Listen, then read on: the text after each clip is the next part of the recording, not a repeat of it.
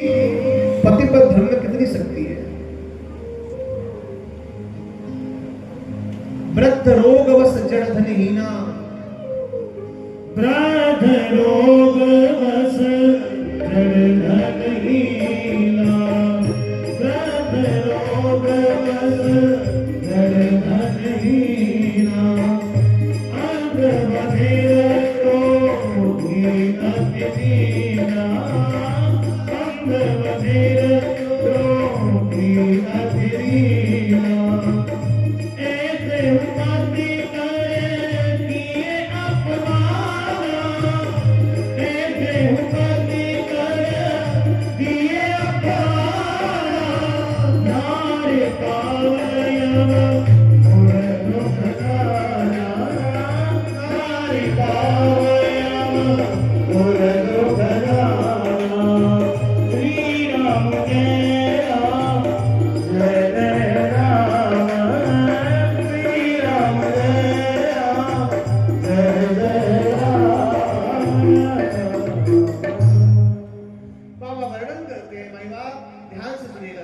बाबा कह रहे हैं अनुसुईया जी ने और श्री सीता जी को बड़ा धर्मोपदेश किया है, परम धर्म का पालन करने के लिए कहा है। और क्या कहा है, वृद्ध रोग वस जड़ धनहीना। पति चाहे वृद्ध हो, चाहे कुरूप हो, चाहे काला हो, चाहे लंगड़ा हो, चाहे अंधा हो, लेकिन अगर हमारे भाग्य में परमात्मा ने लिखा है, विधि का विधान ऐसा है, कदाचित हमारा विवाह हो चुका है विधिवत सात सम्मत, गंधर्व नहीं ब्रह्म विवाह। विवाह 8 प्रकार के होते बंधु, 8 प्रकार के विवाह में श्रेष्ठ विवाह अगर कोई है तो वो ब्रह्म विवाह है। आजकल हम जो ब्रह्म विवाह करते हैं, ब्रह्म विवाह का मतलब होता है जो माता पिता की शिक्षा से और 2 ब्राह्मण आमने सामने बैठ करके वेद मंत्रों में अग्नि को साक्षी मान करके विवाह संपादित कराते हैं, उसको ब्रह्म विवाह कहा जाता है। अन्यत्र भी कई विवाह है, आप ध्यान से सुनिएगा। अन्यत्र जो भी विवाह है श्रेष्ठ नहीं है, श्रेष्ठ ब्रह्म विवाह है। मैं आपसे निवेदन करूं, अनुसुईया जी ने बताया, जानकी बिटिया हम तो भगवान से कामना करेंगे तुम्हारी मंगल कामनाएं पूरी हो, लेकिन एक बात ध्यान रखना, जीवन में कैसा भी पति मिल जाए, कैसा भी पति हो, तो उसको भगवान मान करके पत्नी को पूजा करनी चाहिए। आज जो समाज में देखा जाता है, थोड़ा भी अगर कोई पति काला हो तो आज की स्त्रियां छोड़ देती है।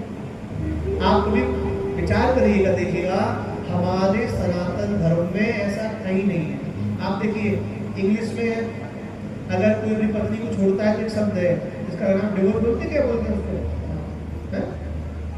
और मुस्लिमों में क्या कहते हैं, क्या कहते हैं, बोलो, बेचारे भयभीत है बोलने वाले, बगल में धर्मपत्नी बैठी नहीं सुन लिया तो नहीं, ऐसा नहीं है। क्या बोलते हैं, तलाक है? अच्छा, हमारी हिंदी की डिक्शनरी में कोई शब्द है ऐसा, बोलो, पढ़ाया आपने? मैंने तो नहीं पढ़ा, आपने पढ़ाया कुछ? कोई भी खोज के बता दो, उसमें बहुत देखा आपने, सुना है? हमारे हिंदी के शब्दकोश में चाहे अमरकोश उठा लीजिए, जहाँ एक अक्षर के 1000 अर्थ होते हैं अमरकोश में, वेदांत उठा कर पढ़ लीजिए, किसी शास्त्र में उठा के पुराण को पढ़ लीजिए, हमारे यहाँ कोई शब्द है ही नहीं अलग होने का। इसका मतलब हमारी संस्कृति, हमारी समाज, हमारे ग्रंथ हमें यही आज्ञा देते हैं, जीवन में हमेशा एक बार ब्रह्म विवाह जब हो जाए तो चाहे कैसा भी पति हो, पत्नी का धर्म है उसकी सेवा करें। उससे बड़ा कोई धर्म नहीं है उसके लिए, उससे बड़ा कोई नियम नहीं है। एक ही धर्म एक व्रत नेमा, केवल एक ही व्रत है, एक ही धर्म है, एक ही नियम है। एक ही धर्म एक व्रत नेमा, एक ही धर्म एक व्रत नेमा, गाए भजन मन पति पत प्रेमा, गाए भजन मन पति पत प्रेमा, मेरु ब्रह्मचारी परम गति हरि,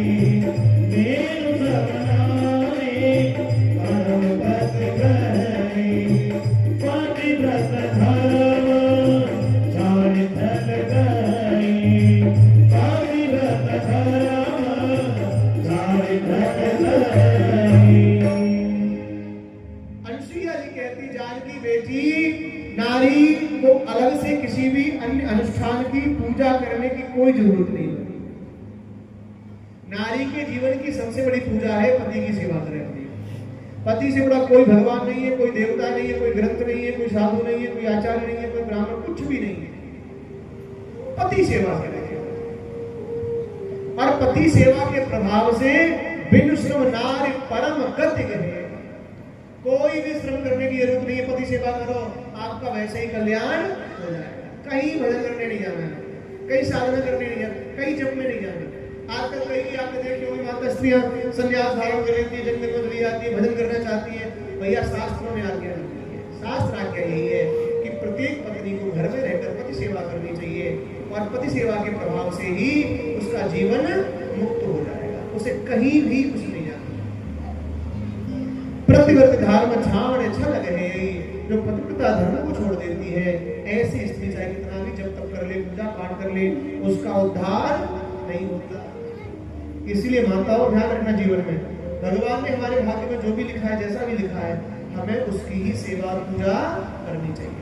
उसके अलावा जीवन में स्वप्न में भी पर उसका दर्शन नहीं करना चाहिए जीवन में किसी नारी को। महाराज जानकी मैया ने, अनुसुईया मैया ने जानकी को समझाया, बेटी पति सेवा ही तेरा सर्वोत्तम धर्म होगा। जानकी जी ने प्रणाम किया है और प्रणाम करके महात्मा महाराज भगवान गोस्वामी जी कहते हैं अब आगे बढ़ रहे हैं। नारी धर्म के बारे में बड़ा सुंदर व्याख्यान करके बताया और व्याख्यान करने के बाद में आगे वर्णन आता है कि भगवान ऋषि दंपति को प्रणाम करके विदा लेकर के आगे गए।